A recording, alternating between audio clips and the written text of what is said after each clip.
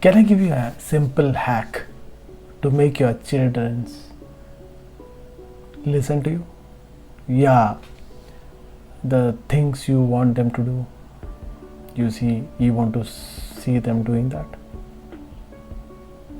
Very simple.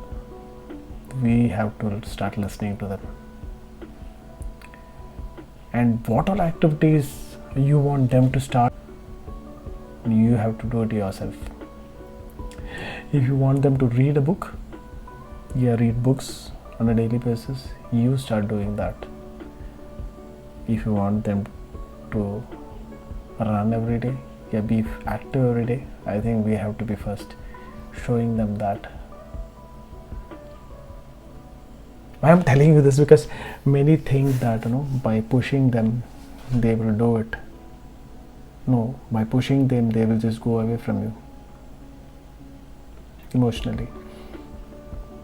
So the best part of kids is that they never want to listen to you. They will only observe you and they will do what you are exactly doing on a day-to-day basis. Hope this makes sense, because when they reach their teenage, you will exactly see how you are. You will see your own personality.